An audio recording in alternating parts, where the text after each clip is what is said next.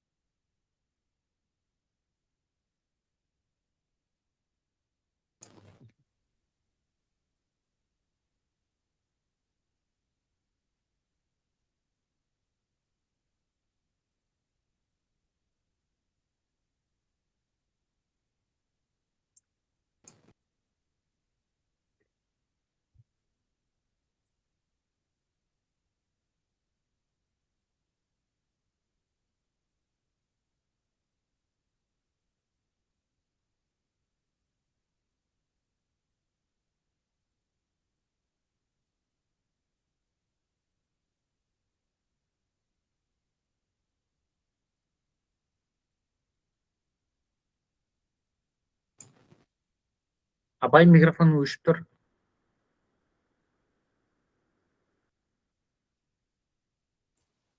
Қоспады ғой. Қайырлы кеш, сәлеметсіздер ме оқушылар? Бүгінгі біздің өтетін тақырыбымыз призма. Стереометрияны бастаймыз. Алдыңғы сабақта айтқан болатын. Бүгін сіздермен бірге біз призма деген тақырыппен, фигуралармен танысатын боламыз. Даусым жақсы естіліп тұр ма? Демонстрация көрініп тұр, иә? Иә, көрініп тұр. Апай көрініп тұр. Жақсы. Ең біріншіден призма деген ол бізде қандай фигура? Сол жайлы мәлімет бере өтейік. Призма ол бізде нақты қатып қалған бір фигура емес. Біз айта алмаймыз, ол бізде параллелепипед, ол бізде куб деген секілді. Призманың анықтамасы табанында бір төртбұрыш жатады. Ол табанында бір фигура, көпбұрыш жатады. Ол қандай фигура? То же самый бізге без разницы. Любой біз планиметрияда өткен көпбұрышты саламыз. Мысалға ол үшбұрыш болуы мүмкін, төртбұрыш болуы мүмкін, иә, сосын барып дәл соны біз осында дубликат жасаймыз, қараңыздар. Үшбұрыш, и дәл соны үстіне дубликат етеміз үшбұрыш. Потом біз осы қырларын бір-бірлерінен қосып жүреміз. Вот осы бізде призма деп аталынады. Мысалға мына төртбұрыш саламын, дәл соны дубликат жасап, жоғарға қарай қоямын. Все, осыны біз бір-бірінен байланыстырып жүрсек, бізде осы призма деген фигура пайда болады. Енді призманың, значит, біз анықтамасын түсіндік, иә? Табандары бір-біріне параллель болады, және де олар бірдей көпбұрыштардан тұрады. Ал енді бұл призманың атауы оның табанына қарай өзгере береді. Мысалға, табанда оның үшбұрыш жатса, онда ол үшбұрышты призма болады. Табанда төртбұрыш жатса, онда төртбұрышты призма болады. Табанда дәл қазір мұнда бізде алты бұрыш жатыр, сол үшін бұл алты бұрышты призма деген сөз. Түсінікті ғой, табанына қандай фигура жатса, оның атауы да зерттейтін фигурамызда сол бойынша өзгеріп кетеді. Енді бізде осы призманың қазір элементтерімен танысамыз. Допустим, бір алты бұрышты призманы ала салайық. Бұның алты бұрышты призма екендігін қайдан біліп қойдық? Себебі табанында бізде алты қабырғамыз бар екен, алты бұрыштық фигура. Енді осы жерде мына қызылмен боялып тұрған бірінші нәрсе, ол бізде осы призманың табаны деп аталынады. Мысалы, сіздерге табанның ауданы, табанның периметрі деген нәрселер берілсе, сіздер уже білу керексіздер. Мынау да табаны, мына. Осы табаны деген сөз. Ал енді мынау бізде бүйір жағы. Бір бүйір жағы ғой, кәдімгі. Өздеріңізде елестететін шығарсыз, табаны деген асты мен үсті болса, бүйір жақтары деген мына осындайлар ғой, мыналар. Мынау бүйір жағы. Сол бүйір жағынан қанша бар данным случае бізде бүйір жағынан алты төртбұрыш бар екен, көріп. Ал енді мына қызылмен тұрған нәрсені біз осы призманың қыры деп атаймыз. Мынау да қыры бізде, мынау да қыры, мына жерде қыры бізде. Бұның барлығы бізде қыры деп аталынады. Ал мына тұрған қысымен ол бізде төбе деп аталынады. Төбе. Призманың төбесі, мынау да төбесі, мынау да төбесі, төбесі деген секілді. Ол бізде төбелері. Призманың элементтері бізде осындай. Келесі, призманың бізде бірнеше түрлері бар. Жалпы призманың табаны қандай, ол сондай түрі болып саналынады, иә. Бірақ обычно біз призманы тағы да екі бөлікке бөлеміз. Ол бізде біріншісі тік призма деп аталынады. Ал екінші түрі ол бізде көлбеу призма. Көлбеу призма. Енді тік призма дегеніміз ол бізде кәдімгі тікке тұрады. Яғни ол кезінде оның ерекшелігі, мына бүйір қыры бар ғой, бұл бүйір қыры ол оның биіктігі ретінде есептеліне береді. Мысалы, сіздерге бүйір қыры 6 десе болды. Оның биіктігі де 6 деген сөз. Ал көлбеу призмада мына қыры ол бізде биіктігі бола алмайды. Логично, потому что ол қисайып тұр. Значит, біз биіктікті еще былайна жазықтыққа түсіру керек екенбіз. Или болмаса мынаны бүйтіп дұрыстап, биіктікті осылай түсіру керекпіз. Демек, көлбеу призма ол просто қисайып тұрған призма деген сөз. Ал тік призма ол тік-тікке тұратын, бүйір қыры оның биіктігі болып кете беретін фигураны айтады екенбіз. Мына тік 6 бұрышты призма, мына көлбеу 6 бұрышты призма. Түсінді қоя оқшылар айырмашылығын? Түсіндік. Жақсы, келесі. Енді осы призманың біз формулаларымен танысайық. Кез келген призмаға кете беретін 3 формуламыз. Ол бізде ең біріншіден әрине бүйір бетінің ауданы. Бүйір бетінің ауданы дегеніміз мыналар қараңдар. Біреуі мынау. Дәл қазір біз 3 бұрышты призманы қарастырамыз. Мынау бүйір беті. Және артында тұр ғой мынау. Осы. Осы бүйір бетінің ауданы деген сөз. Енді бүйір бетінің ауданы ол бізде табанының периметрін биіктікке көбейтуіміз қажетпіз. Бірақ неге ол ондай формула? Алдымен соның неге екендігін түсініп алайық. Қараңдар. Бүйір бетінің ауданы деген сөз, мен бүйір жақтарын аудандарын тауып қосу керекпін деген сөз ғой. Мына қараңдар. Қанша бүйір жағы бар? Біреу, екеу артында, и сол жағында үшеу, иә. Енді давайте біз мына табандарына білмейміз ғой, ұзындықтары қандай екен. А, Б, С деп жаза салайық. Ал мынау енді тік призма болғандықтан бұл аш болып тұра берсін. Енді мына бір бүйір жағының ауданын қалай табам? Бұны ашқа көбейтем. Артындағы 4 бұрыштың ауданын қалай табам? С-ны ашқа көбейтем. Бұдан кейін мына бүйір жағының ауданын қалай табам? А-ны ашқа көбейтем. Дұрыс па? Сол кезде бізде общий осы бүйір бетінің ауданы шығады. Енді барлығынан ашты шығарып тастасам, менде А плюс Б плюс С қалады. Ал А плюс Б плюс С дегеніміз ол просто табанының периметрі деген сөз. Вот отсюда бізде жаңадан бүйір бетінің ауданының формуласы шығады. Демек, табанының периметрін биіктікке көбейту деген. Түсіндік па? Бұл аспаннан алына салған формула емес. Біз бұны осы қорытып шығарамыз. Түсінікті ме оқушылар? түсінікті. Жақсы, келесі енді толық бетінің ауданы. Толық бетінің ауданы дегенге дәл жаңағы бүйір бетінің ауданы, және оған дополнительно бізде не қалып кетті? 2 табаны қалып кетті ғой, мына біреу, и астындағы тағы біреу. Осы 2 табанын просто қоса саламыз. Обычно біз, например, толық бетінің ауданын қашан қолданамыз? Біз айтады, осында бір нау былайнан оңғаратсақ, бұл бір күшіктің үйшігіне ұқсап қалады ғой, домикқа ұқсап қалады, шатырға ұқсап қалады. Вот соның краска бояу, сыртын бояу деген сияқты матсауыттықтан сұрақтар келуі мүмкін. Біз обычно бояу кездерінде осы ауданды табамыз. Ал енді көлемінің формуласы S табан көбейтілген H. Кез келген стереометриядағы формула жаттап алыңыздар, S табан көбейтілген H. Демек, S табан ол өзгере береді. Смотря оның табанында қандай фигура жатыр, соған байланысты өзгереді. Мысалы, табаны 3 бұрыш ба? Болды. 3 бұрыштың ауданын табасыңдар. Табаны параллелограмм ба? Параллелограммның ауданын табасыңдар деген секілді. Сол үшін мынақты нақты жоқ. S табан, яғни табанындағы бір фигураны біз какой-то бір биіктікке көтеріп, дубликат жасап орналастырдық. содан пайда болды деген сөз. Ал көлемі деген жалпы ол нені білдіреді десеңдер, мысалға бізге осындай бір үшбұрышты призма өлшемінде сондай бір бочка бар, допустим. Мен соған қанша су құя аламын ішіне қанша зат сала аламын деген сияқты, ішіне бірдеңке салып жатырмыз ба, құйып жатырмыз ба, онда біз көлем табамыз. Түсінікті ма? Көлем қашан табылатындығы, нені білдіретіндігін? Емкость қой, былайша айтқанда. Мына үш формула түсінікті ма оқушылар барлығымызға?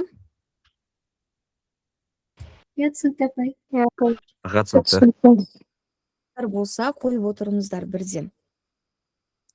Келесі енді біз мат сауаттылықта сіздер қарастырған целом куб деген фигурамен сіздер таныссыздар. Бірінші рет естіп жатқан жоқсыздар кубты. Бұл кубтың өзі негізінде осы призманың бір түрі болып саналады.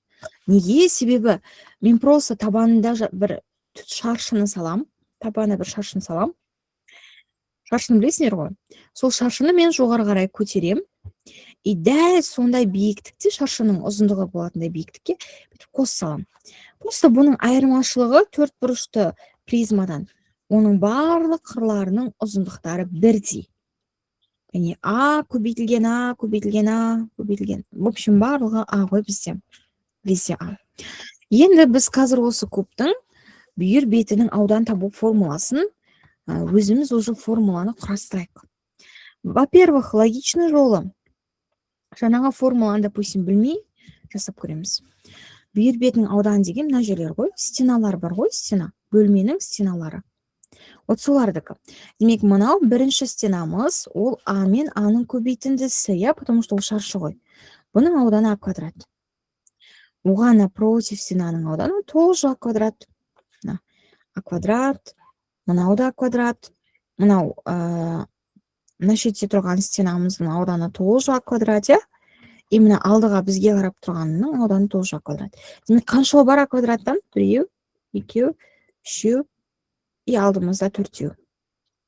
Значит, 4 А квадрат деген формула шықты. Келісесіңдер ма?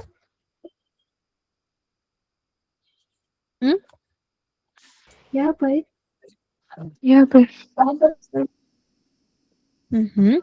Ал енді екінші бағана өткен формула арқылы жасап көрейік. Бүйір бетінің ауданы по табан көбейтілген H дедік. Бүйір бетінің ауданы табанының периметрі көбейтілген H. Демек, табанының периметрі. Табанды шаршы жатыр, қабырғалары А, оның периметрі, значит, бізде 4А. Ал біздің H-ымыз мынау ғой. Яғни H-тың өзі А-ға тең. Ал 4А-ны А-ға көбейтсек, осы жерде бізде 4А квадрат деген формула шығады екен. Көрдіңдер ма? Кубтың бүйір бетінің ауданы біз екі жолмен де дәлелдеп көрсете аламыз. Ал екінші толық бетінің ауданы. Толық бетінің ауданы ол жаңа бүйір бетінің ауданына екі табанын қосамыз ғой. Екі S табан.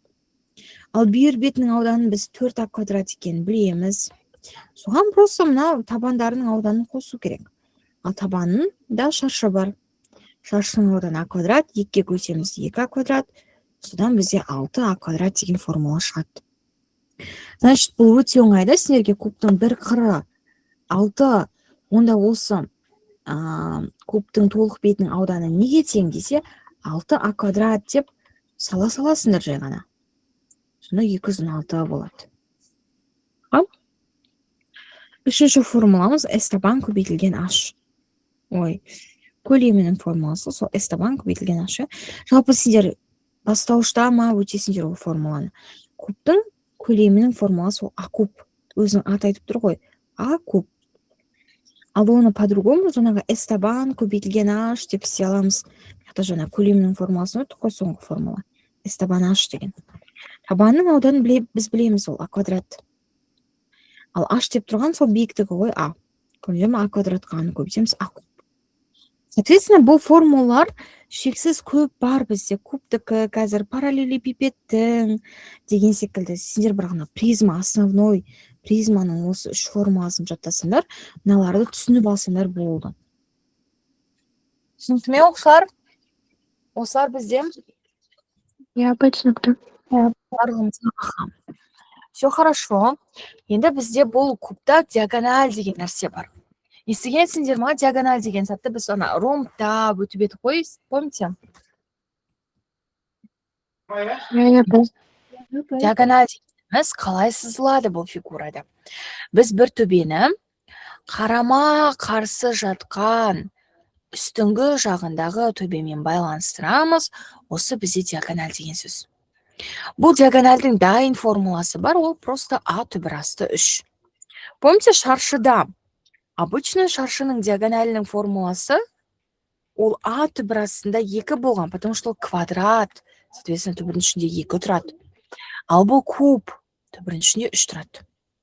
Ол негізі мынадай Пифагордан шығады, мына жерде Пифагордан қараңдар. Мынау табанының диагоналі а түбір асты 2, и мынау а, осы 3 Пифагордан шығады, қараңдар. Диагоналі квадрат тең а түбір асты 2 квадрат қосылған а квадрат деп. Сонда мынау 2а квадрат қосылған а квадрат 3а квадрат болады. Одан а түбір астында 3 шығады. Вот содан шығады негізі формуламыз. Сен негізі формуланың қайдан шыққанын осылай бір түсініп алсаңдар, өзі ары қарай елестету оңай болып кетеді. Сонымен диагональдің формуласы осындай. Сосын кубтың екінші атауы бар, ол бізде текше деп аталынады. Текше. Түсінікті ма оқушылар, мынау куб деген неміз, фигурамыз. Түсінікті. Я бай түсінікті. Келесі онда тік бұрышты параллелепипед. Қараңдар, тік бұрышты параллелепипед дегеніміз табаны тік 4 бұрыш болатын фигура. Табаны, бағананың кубтың бар ғой текшенің, табаны квадрат болды. Ал мынаның табаны тік 4 бұрыш болады. Яғни оның үшеуінің де өлшемі 3 түрлі. А былай ұзындық, Б былай ені, С былай биіктігі. Жаңағыдан айырмашылық сондай ғана. Кеттік онда бұл фигуралардың, мынау бізде ұзындығы деп аталынады, ені деп аталынады, ал мынау бізде биіктігі деп аталынады. Енді біріншіден бүйір бетінің ауданын жасайық. Жаңа П табан көбейтілген H еді ғой. Табанында бізде А мен Б жатыр ғой, кәдімгі. Табаны А мен Б тік 4 бұрыш. Значит, табанның периметрі ол 2 көбейтілген А плюс Б. И сосын бізде биіктігіміз С-ға тең. Болды осындай. Жақшаны ашасақ, мына 2-сыны А плюс Б-ға көбейтем. Соны жақшаны аштақ 2А-сы қосылған 2Б-сы деген формула. Толық бетінің ауданы, осы бүйір бетінің ауданы 2А-сы қосылған 2Б-сыға мен табандарының аудандарын қосу керекпін. Ал табаны бізде ауданы АБ болмай ма? Түсініп ма? Мына жақ формуланы айтып жатырмын ғой. Бүйір бетінің ауданы табан көбейту H. Жаңа табанның периметрін таптым тік 4 бұрыштың. Соны биіктікке көбейттім С-ға. Ал толық бетінің аудан формуласы 2S табан плюс S бүйір беті. S бүйір бетін жаздым, енді мен 2S табан қосым керекпін. Сонда 2S табан. Ал табанының ауданы А көбейтілген Б. Ол осындай. Бұны явно сендер көргенсіңдер, бұны жатқа білу керексіңдер. МС-да бұны 100% қолданасыңдар. Біз соң қалай шыққан көрсетіп жатырмын. Көлемнің формуласымен тұр S табан H. Демек, табанында ол бізде дәл қазір жатыр А көбейтілген Б, S табанның ауданы. Ал биіктігіміз С, сонда болды А-бысы. Көлемнің формуласын сендер білесіңдер, А-бысы. Все болды. Бұл формулалар сендер 100% жаттау керексіңдер, мен сендерге көрсетіп беріп жатырмын тек қана керек формулаларды. Сосын диагональ. Әрине диагональ ол бізде міне былай.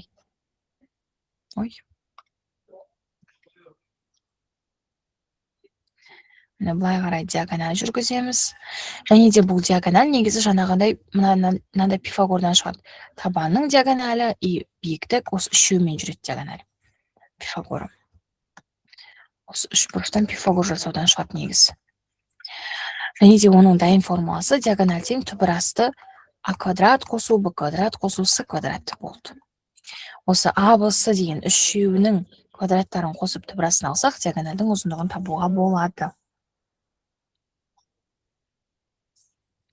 Так, в принципе, все. Теория бөлімі пока что осымен аяқталды. Барлығымызға түсінікті болса, плюс белгі жіберейік. Барлығымыз чатқа плюс белгісін жіберейік, түсінікті болса.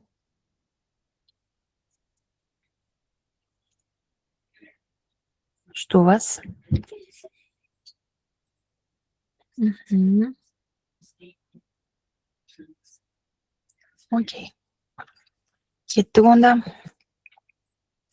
Бірінші есептен бастайық. Так, бірінші есепте бізге бүйтіп айтады. Дұрыс төртбұрышты призманың бүйір бетінің ауданы 32, ал толық бетінің ауданы 40, биіктікті тап дейді. Қараңдар. Бұл бізде айтып жатыр, дұрыс төртбұрышты дейді. Демек, оның табаны квадрат деген сөз. Айтады, дұрыс төртбұрыш деп жатыр ғой. Табаны жайлы ақпарат беріп жатыр да бізде. Табанында демек квадрат бар. Олардың квадрат. Сосын соны біз бүйтіп призма саламыз міне. Бұл куб емес, кубтан бұның айырмашылығы, оның биіктігінің өлшемі басқа болып тұр ғой, міне h. Соның айтады, бүйір бетінің ауданы S бүйір беті 32 дейді. Ал толық бетінің ауданы 40 дейді. Бізге табу керек биіктікті. Енді призманың бүйір бетінің ауданының формуласын жазайық. Ол бізде табанының периметрі көбейтілген биіктік, дұрыс па? Осылай ғой. Ал табанының периметрі бізде бар. Ол просто а көбейту, табанында шаршы жатыр ғой. Демек, оның формуласы 4а. Получается, осы жерден 4а көбейтілген h тең 32 болады. Және де осы жерден а көбейтілген h ол 8-ге тең болады. 32-ні бөл жерден. Бұл бізде принципе әдемі түрге келді. Енді мынаны ашамыз. Толық бетінің ауданының формуласы қандай еді? Есімізге түсіріп алайық. Ол бүйір бетінің ауданына 2 табанының ауданын қосу еді. Сол 40-қа тең. Кеттік. Енді S бүйір беті бізде дайын тұр ғой, міне 32 емес па? Қоя салайық 32-ні. 32 қосылған 2 S табан. S табанында бізде квадрат жатыр. Ал сол квадраттың бізде ауданы, ол бізде просто а квадрат. Значит, 2а квадрат тең 40. Сонда 32-ні минус қылып, оң жаққа өткіземіз. 40-тан 32-ні азайтсақ, 8 қалады. 2-ні бөлеміз оң жаққа, 4 қалады. А осы жерде 2-ге тең болады. Плюс мәнін ғана аламыз ғой. Болды, а 2-ге тең болса, осыны мұнда апарып қоя салмаймыз ба? 2 көбейтілген h-ымыз 8 болса, осы жерде h бізде 4 сантиметрге тең болады. Болды, есеп шықты. Түсінікті ма оқушылар, барлығымызға мына есебіміз? түсінікті. В принципе, қиын емес, оқушылар. Негізі стереометрияны, планиметрияны жақсы түсінген оқушылар айтады, апа, негізі стереометрияға қиын емес екен ғой деп. Себебі сендер чисто осы уақытқа дейін өткен фигураларды қарастырасыңдар. По-любому солардың ар жақ бет жағы болады. Кеттік, ауыстыра берейін ба онда келесі есепке?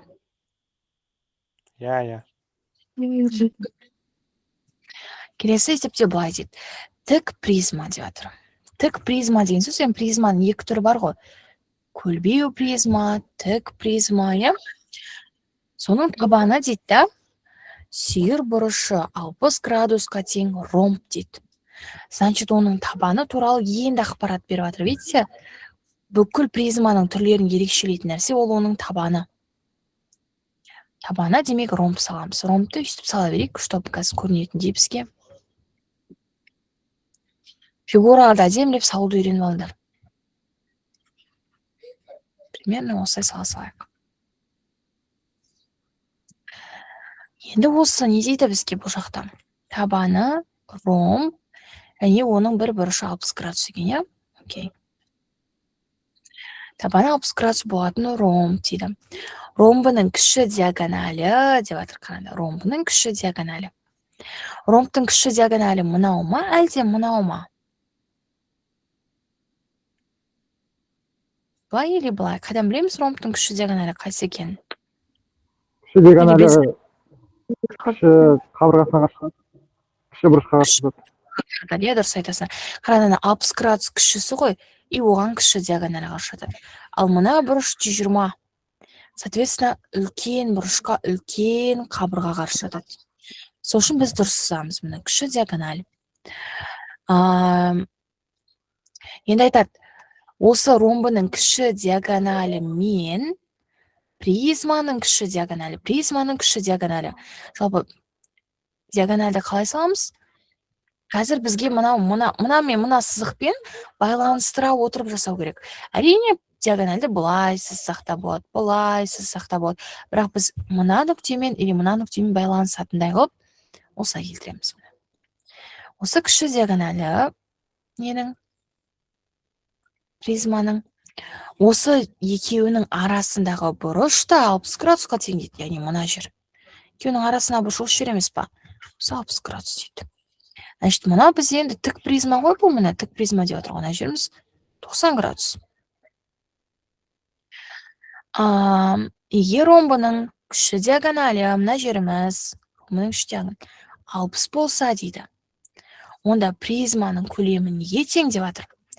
Все, барлық берілген дұрыстап оқыдық. Енді сұрап тұр бізден призманың көлемін.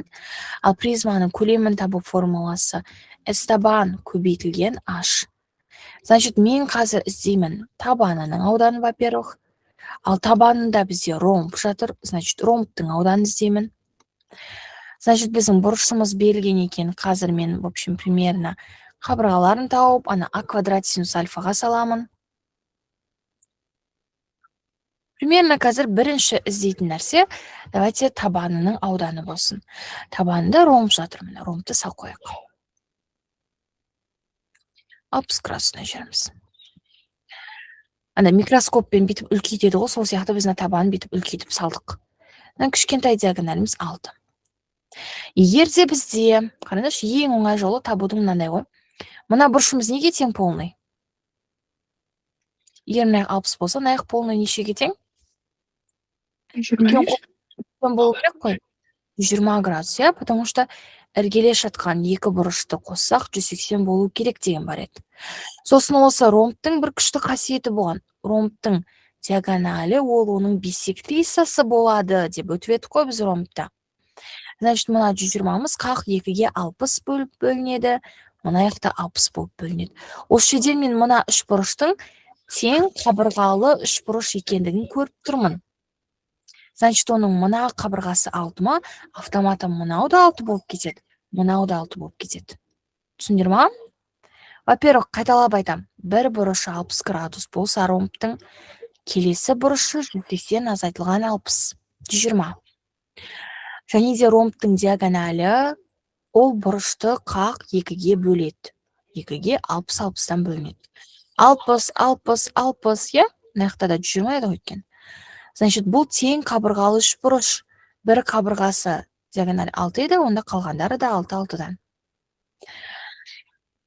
Все, онда ромбтың ауданы, табанның ауданы табылды ғой, принципе, потому что қабырғалар 6, арасындағы бұрыш 60 градус, квадрат көбейтілген синус 60 градус. Сонда 36 көбейтілген синус 60 градус түбір ашып бөлінген 2, сонда 18 түбір астында 3 шығады. Все, S табан табылды. Принципе, бұл кетті. Енді біз H-ты іздейміз. H дегеніміз енді мына жер ғой. Дұрыс па? Кімде қандай идея бар, осы жерде айтып жүріңдерші? H-ға қатысты.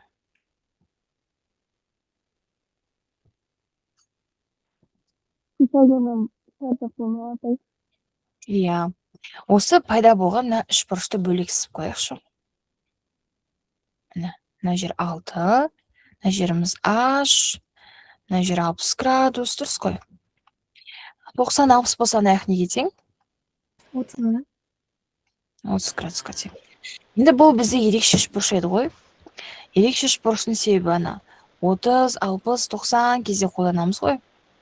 Осы кезде всегда 30 градусқа қарсы жатқан қабырға ол А болады. Сол кезде 90 градусқа қарсы жатқан қабырғамыз 2А болады. Ал 60 градусқа қарсы жатқан қабырғамыз үнемі а түбір астында 3 болады. Естеріңде ма? Я апай. Жоқ. Неге есімізде емес? Неге формуланы жаттамағанбыз? Айтылды ғой бұл нәрсе. Значит, 30 градус қарсы жатқан қабырғамыз 6 болса, онда 60 градусқа қарсы жатқан қабырғамыз А түбір астында 3 болу керек. Сонда ол бізде 6 түбір астында 3 болады. Болды, бұл да табылды, ашымыз көрінер, оп-оңай табылды. Енді орындарына қоясамыз, В тең. S табанымыз 18 түбір асты 3. Ал ашымыз 6 түбір асты 3.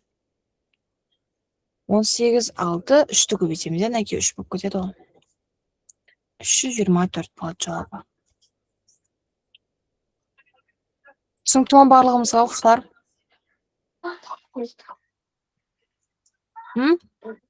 Я апай түсінікті. Аха. Бір қарап, бір қорытып алыңыздар ойларыңызда.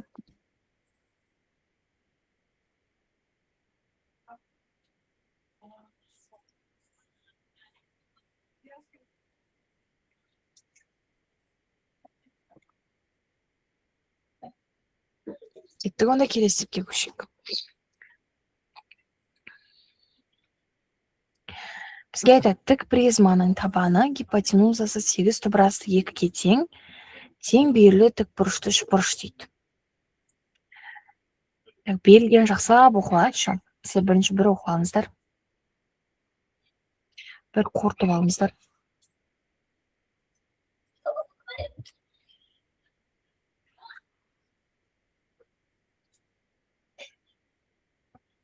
Бір өткіке бересінші. Кеттік.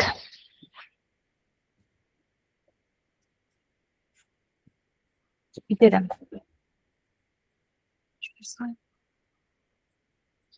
Тік призма. Табаны гипотенузасы 8 түбірастыға 2-ге тең, тең берілі тік бұрышты 3 бұрыш дейді. Давайте сызайық. Табанда демек 3 бұрыш жатыр екен, я? При этом ол тік бұрышты тең берілі 3 бұрыш, оның гипотенузасы 8 түбірасты 2-ге тең. Онда қабырғалары неге тең? То есть катеттері неге тең? Егер гипотенузасы 8 түбірасты 2 болса.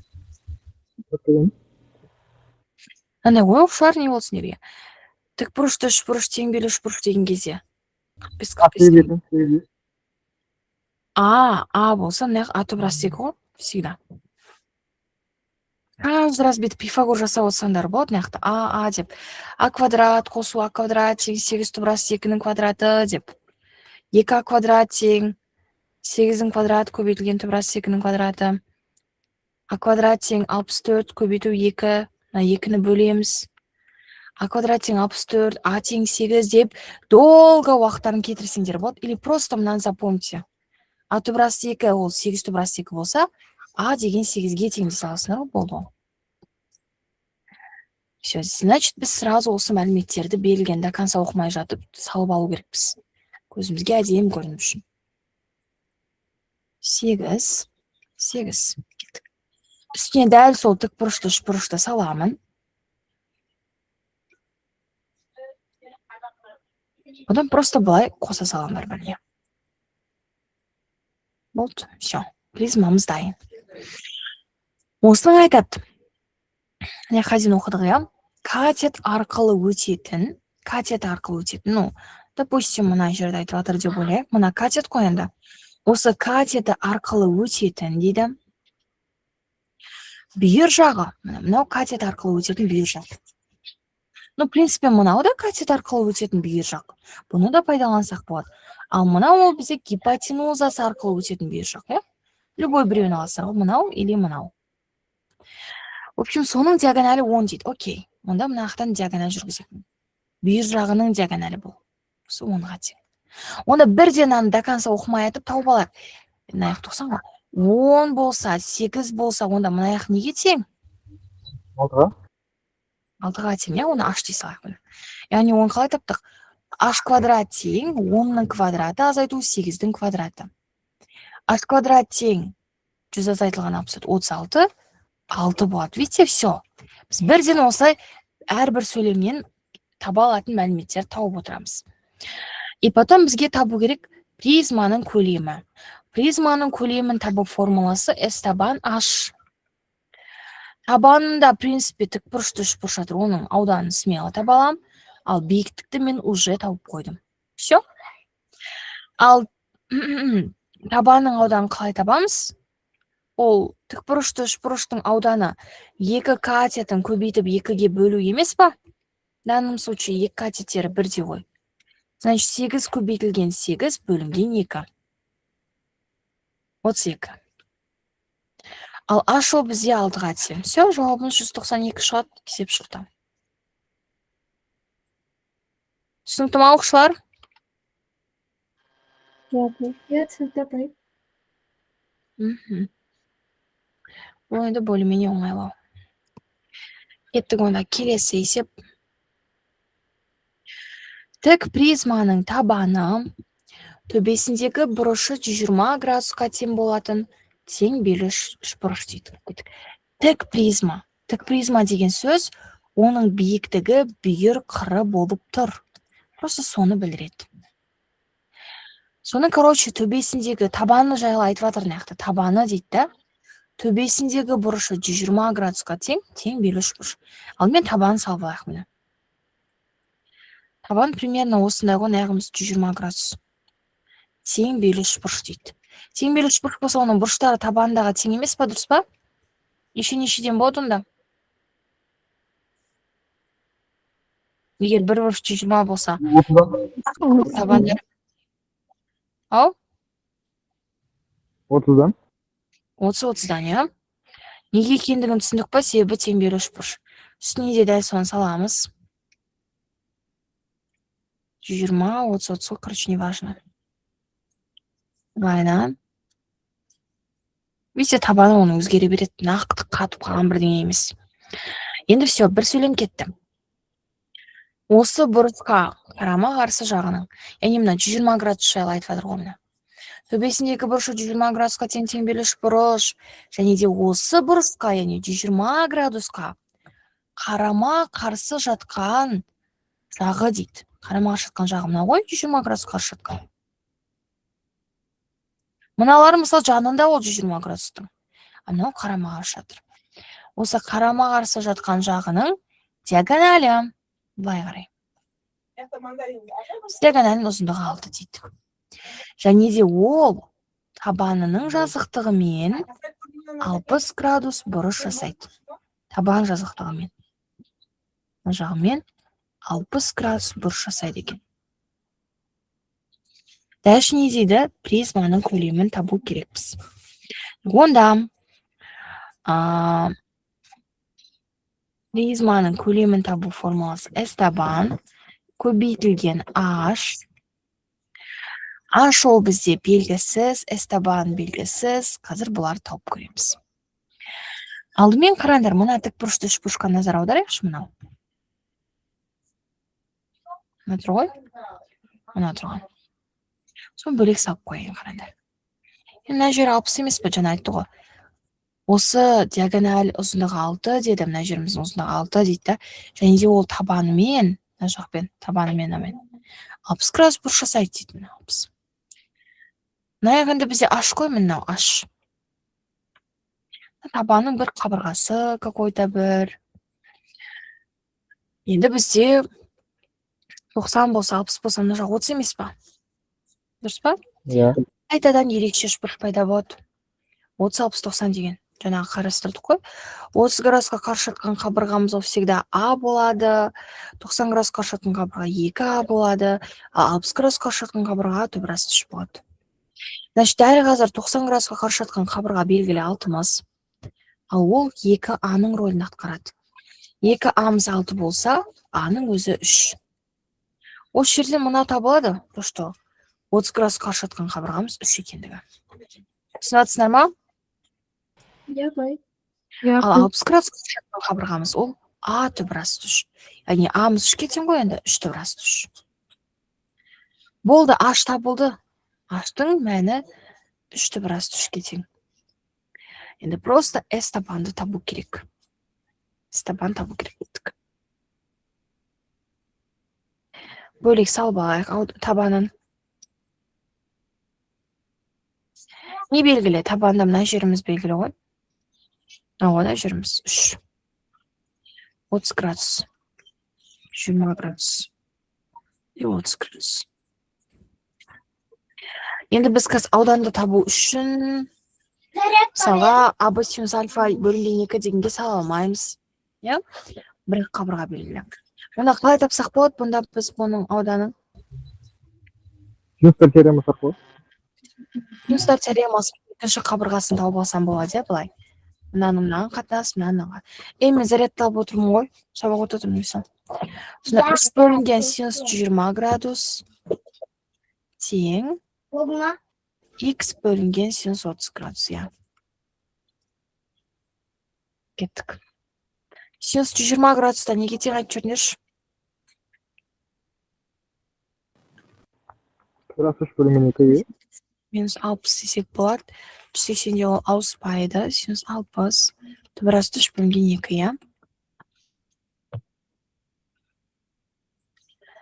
Тең X, мынау 2-ден 1, синус 30 градуста.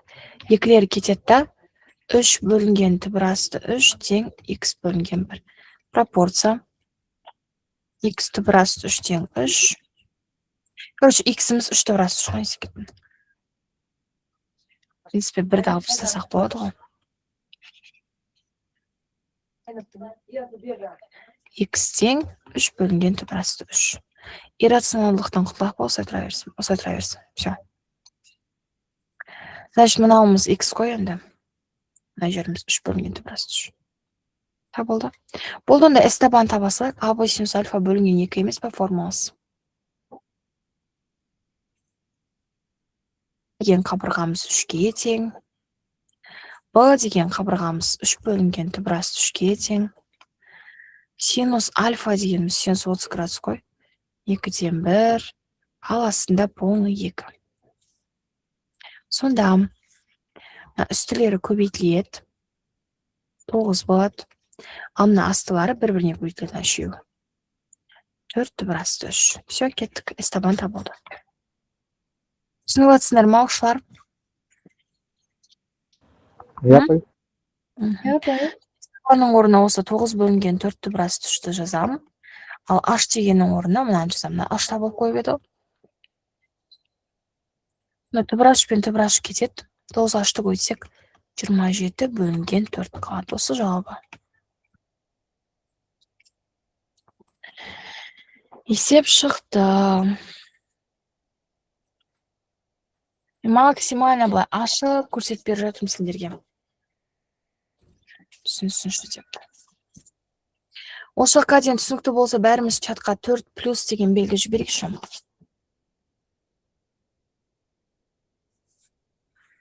4 плюс деген белгі жіберсек.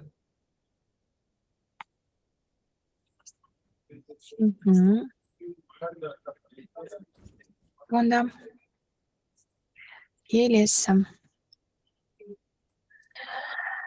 Жанболат түсініктеңізсіз, бәрі түсініктеңізсіз онда. Тік параллелепипедтің табанының қабырғалары 8 және 4. Тік параллелепипед. Bir қыры оның биіктігі болып тұр деген сөз ғой. Табанның қабырғалары 8 бен 4, ал олардың арасындағы бұрыш 60 градус. Параллелепипед деген білесіңдер ғой? 4 бұрыш туралы әңгіме ғой. В основном призмада параллелепипедтер келеді көбінесе, или 3 бұрышты призмалар келеді. 6 бұрышты призма келеді, бірақ часто емес, контекст келу мүмкін. Осындай тік параллелепипед. Соның табаны параллелограммна, тік параллелепипедінше табаны в основном параллелограмм болады. В общем, соның не дейді, табанның қабырғалары 8-де 4. 8, мынағымыз 4. Ал олардың арасындағы бұрыш 60 градус дейді. Лучше давайте мне хоть значит 4.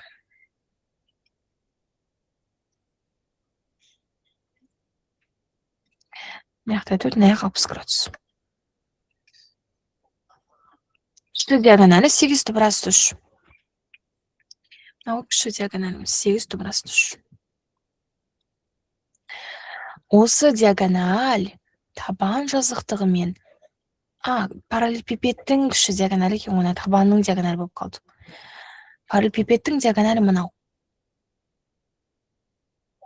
Осы параллелепипедтің диагоналі дейді, табан жазықтығымен қандай бұрыш жасайды? Енді қазір нақты мынандай бұрыш деп айта алмайсыңдар, сосын табаннан тоже диагональ жүргізу керек.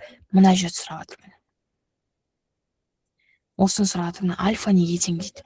Табан жазықтығы деп айтатын болса, қарашы, есіңдер, диагональ жүргіздіңдер, бірақ ол қалай болып қалды, типа мына аяғыма, бүйір жағымен деп айтатын еді. Короче, не то болып қалады бұл жақта. Сол үшін сендер с помощью одного диагоналя бұрышты көресіңдер. Осыны сұрап жатыр. Яқ 90. Енді біз бұны қалай табамыз, қараңдар. 8 түбірас кететін жүрміз. Бірдеңке жетіспей тұрған секілді болып тұрады сендерде. В данном случае бұрышты бөлек сатын болсаңдар, әлі альфаны табуға бір нәрсе жетіспейді. Хотя бы қабырға белгілі болғанда синустар теоремасын жасай салатын едім деген секілді. Енді не келтірсек болады? Қараңдар, мына диагоналдің ұзындығын таба салайық та, оңай ғой.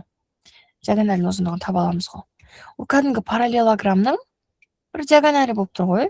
Параллелограмм, который қабырғасы 4, 8, 60 градус, соның бір диагоналі секілді. Оны біз косинустар теоремасымен тапсақ болады емес па? Дұрыс па? Косинустар теоремасының формуласы қандай еді? Кім айтады маған осы формуланы шығарылуын? Кім көрсетеді? А квадрат қосылған Б квадрат минус 2АБ косинус альфа. Дұрыс. Значит, мына жақта 4 квадрат қосу 8 квадрат, азайту 2АБ косинус альфа арасына бұрыш косинус 60 градус. Сонда 16 қосу 64, азайту 2, 4, 8, 2-ден 1. Қысқар кететте 16-ға 64 қоссақ 80, одан 32-ні азайтамыз. Қалады 48. X дегеніміз түбірасты 48. Ол 16 мен 3-тің көбейтіндісі 16-дан 4 шығады, сонда 4 түбірасында 3 шығады.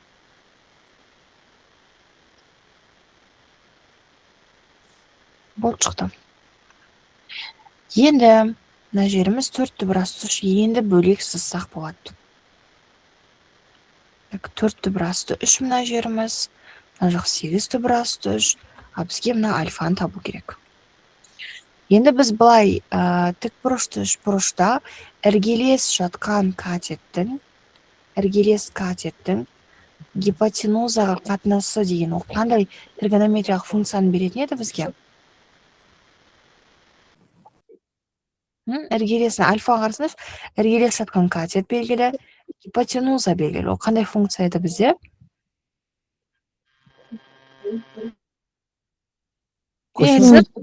Косинус па, тангенс па, котангенс? Косинус может? Косинус емес. Косинус қой? Синус Басет. қарсы жатқан катеттің гипотенузаға қатынасы. Синус ол. Косинус іргелес жатқан катеттің гипотенузаға қатынасы. Тангенсте вообще гипотенуза деген түсінікте жоқ котангенс екеуінде. Гипотенуза тек синус пен косинуста. Есімізден шығып кетті. Бірақ адам айтты сұнақсы. Сонымен іргелес жатқан катетіміз 4 түбірасты 3, ал гипотенузамыз 8 түбірасты 3. Қысқартамыз, сонда бізде 2-ден 1 қалады. Косинус қай градуста 2-ден 1-ге тең? 60. Сонда мына бұрышымыз 60 градус екен. Бұл табылды. Жауап осы. Түсінікті ма не істегенім? Япай. Япай. Окей. Жақсы, онда келесі сепке көшейік. Мен сол ма? Сол кетіп қалыпты. Келесі оны мынау. Тік параллелепипедтің бүйір қабырғасы 10-ға тең дейді. Тік параллелепипед, значит, оның табаны параллелограмм. Санау. Салып алайық, давайте.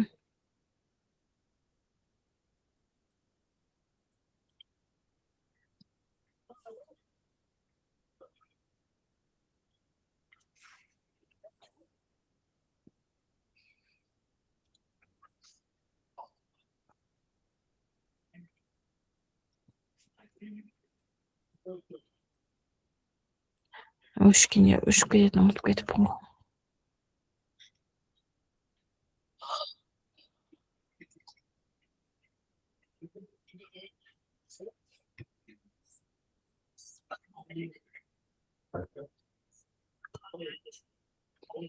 Осы, бүйір қабырғасы 10.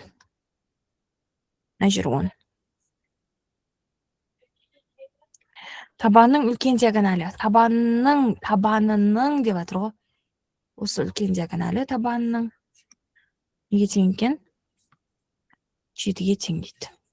9-ға тең дейді.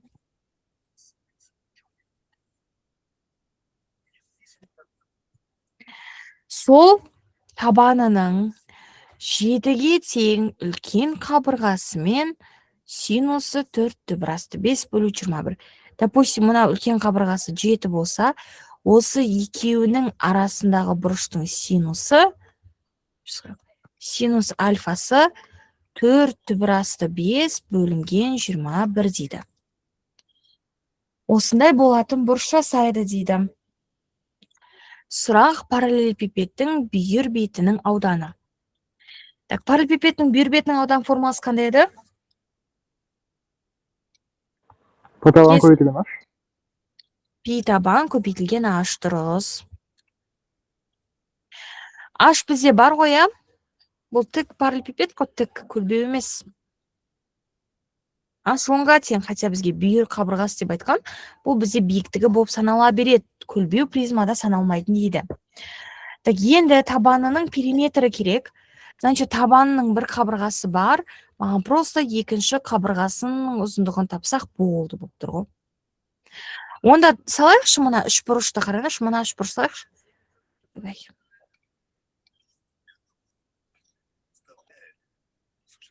Мынаны салайық қараңдар. 7, 9, мынау. И осы үшеуін салып қойық на x тек. 7, 9, x. И мына бұрыштың синусы берілген. Енді қалай таба аламыз x-ті? Қалай ойлайсыңдар? Косинустар теоремасы арқылы синусты Теоремасы. Өте дұрыс. Онда мен қазір косинус альфаны табу керекпін ғой. Оны қалай тапсам болады? бірінші синусты косинусқа айналдыра аламыз. 21-дің квадратынан 4 көбейтілген түбірасты 5-дің квадратына ауыстыра аламыз. Сол кезде Иә, регрессия бір алынады. синус квадрат альфа деген формула бар емес па? Білесіңдер мана формуланы? Я апай. Синус квадрат альфа қосылған косинус квадрат альфа тең 1 дегеннен шығады просто. Кеттік сонда. 1 азайтылған. 4-тің квадраты 16, 5-тің квадраты 25. 16-ға 25 көбейтсек, қанша болатын білмеймін. Маған 441 берем, иә? Сонда 441-ден 16 көбейтілген 25 азайтсақ, 441 қалама қанша қалады?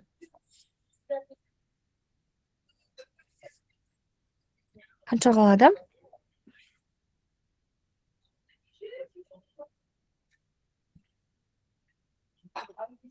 Есептеп атсыңдар ма жалпы?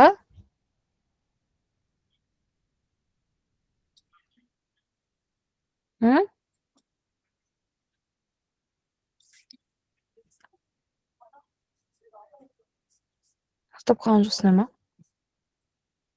Жоқ апай. Не істеу керек?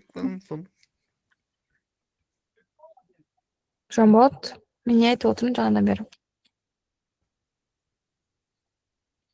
Сонымен қанша болады үсті? Қазір жазып көрейін.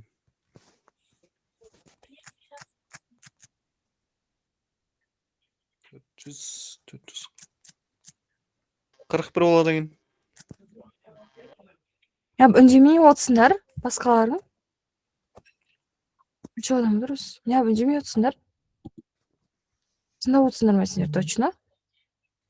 Я пойду. Анда 400 болады екен, сосын анадан 41 болады екен. Білмейсіңдер, не үшін түсіндіріп жатырмын? Косинустар теоремасын жасаймыз онда.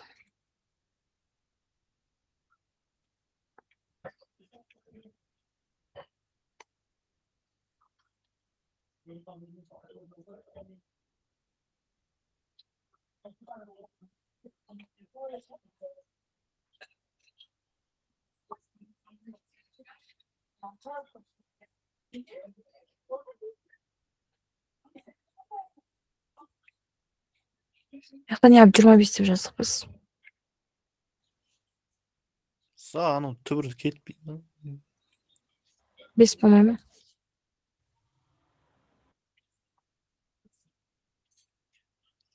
Ешкім байқамай ма сонда бұны? Мен ойланып отқанмын ғой абай онысы. Сондай болатын шығар дедім. Өндемей. Апасында үстінде 19 болады. Бірастан шыққанда 361.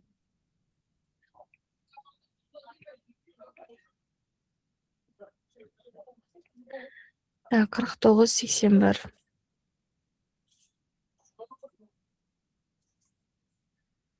Екі, 3, 19 көбейтсек, 57.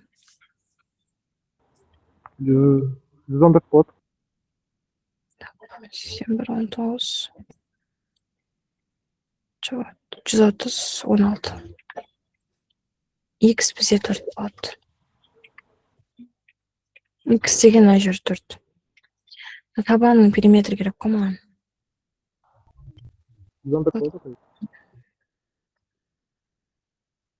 Табаны ол 7, имнеға 4. 2 көбейтілген 7 плюс 4. 22. Табанның периметрі 22 екен.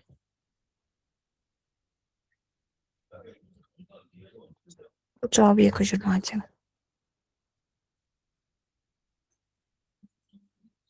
Сеп шықты. Түсінікті ма? Я пойду.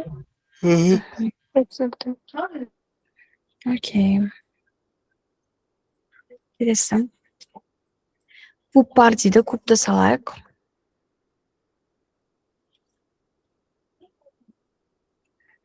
Осы кубтың диагоналды қимасы дейді.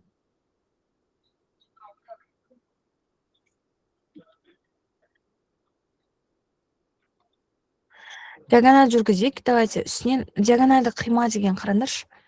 Диагоналды қима дегеніміз табанынан бір любой бір диагональ жүргізем.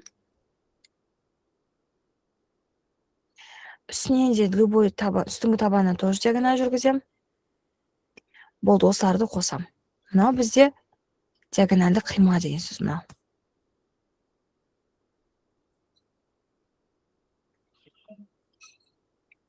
Мына жер диагоналды қима.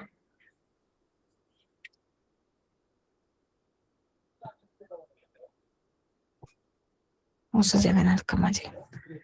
Шын бүйтіп қойсақ болды. Енді бізге осының несін тапсын дейді мына жақта. Соның ауданы 8 түбірасты 2 дейді. Аш қой.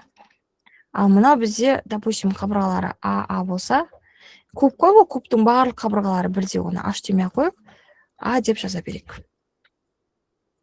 Онда мынаның диагоналіне неге тең? Мына жеріміз. Шаршының диагоналінің формуласы қандай? Айтып едім ғой. 8-ге ма? 4 түбірасты. Түбірасты. Аты Аты ол полный кубтың диагоналі. Оны біз бұлай жүргіземіз. Қазір біз табанынан диагональ жасадық. Түсінесіңдер ма? Значит, аты аудан табу үшін аны көбейтпеймін ба, ана бөлек салсақ. Мынау А түбірасты 2. Аудан табу үшін ауданы деп жатыр ғой, соның ауданы 8 түбірасты 2 деп жатыр. Значит, осы екеуін көбейтсек, 8 түбірасты 2 дейді. Дәл не сұрап жатқанына жетпедік әрине. Түбірасты 2-лер қысқарады. А квадрат тең 8, а деген түбірасы 8 болады. Все шықты. Енді бізде не сұрап жатыр? Кубтың толық бетінің ауданы. Кубтың толық бетінің ауданы жаңа формуласын жаздық қой, қандай еді? 6 квадрат. 6 квадрат дұрыс. Сонда а дегеніміз түбірасы 8, түбірасы 8-дің квадраты. 6 көбейтілген түбірмен квадрат қысқарады 8 қалады. Жалпы 48 болады. Болды, шықты. Бұндайлар тош часта келеді бізде. Дәл осы есеп беріп, сәйкестендіруге беру мүмкін. Толық бетінің ауданы көлемі деген сияқты сұрақтады. Түсінікті ма есеп оқушылар? Я точно білем. Келесі. Оды соңғы есебі осы. Жоқ, тағы біреу бар екен. 80 перпендикуляр кімге жүргізілген.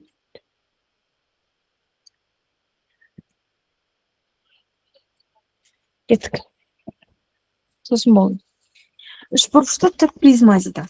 Үшбұрышты тік призма дегеніміз табанда бір үшбұрыш бар дейді.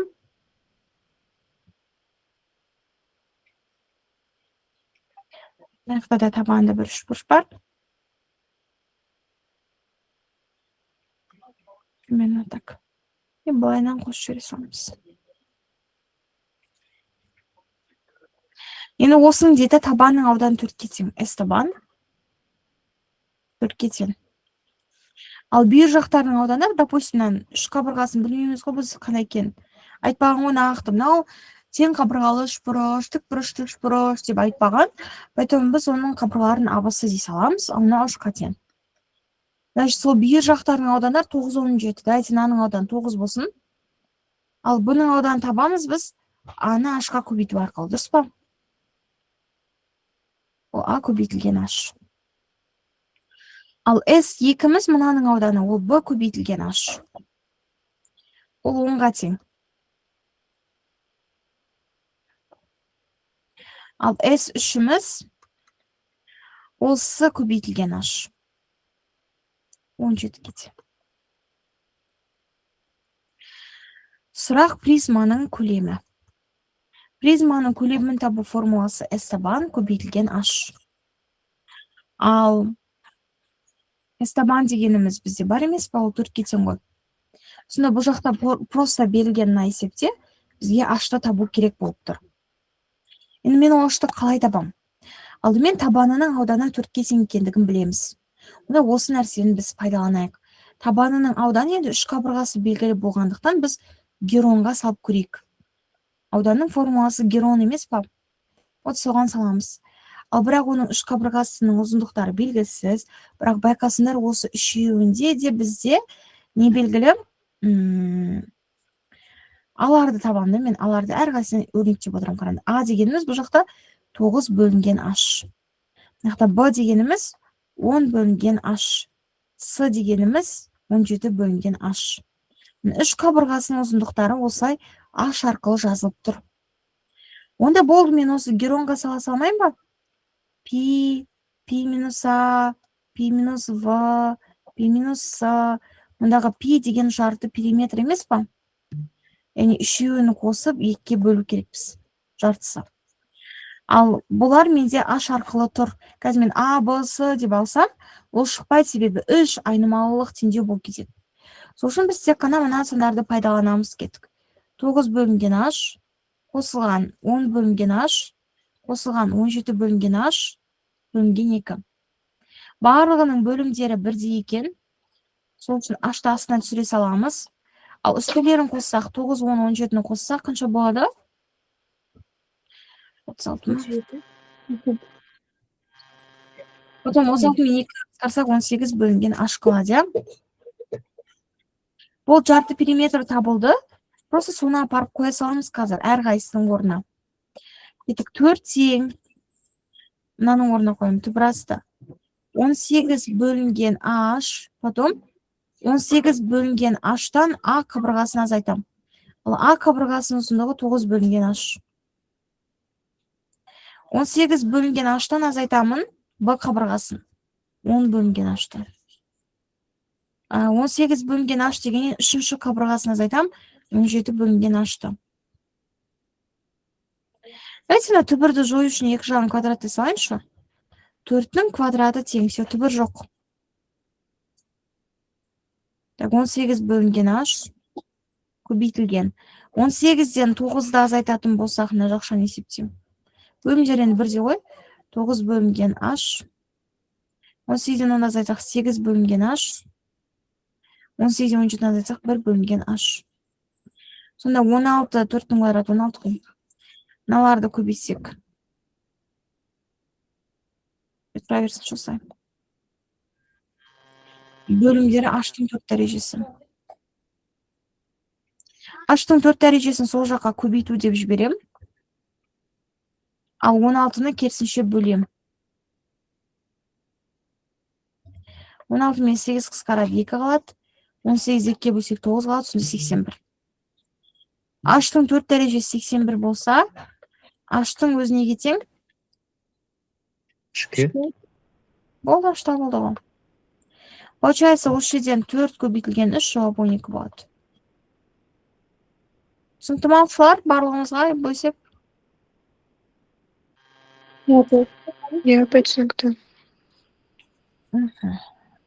Және осы осы есеппен аяқтайық оқушылар. Бүгінгі сабақ түсінікті ме? Барлығымызға призма тақырыбы.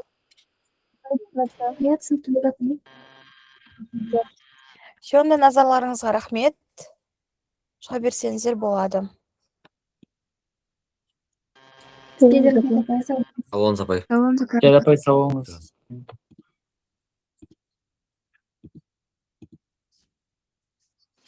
Апай, Ау. апай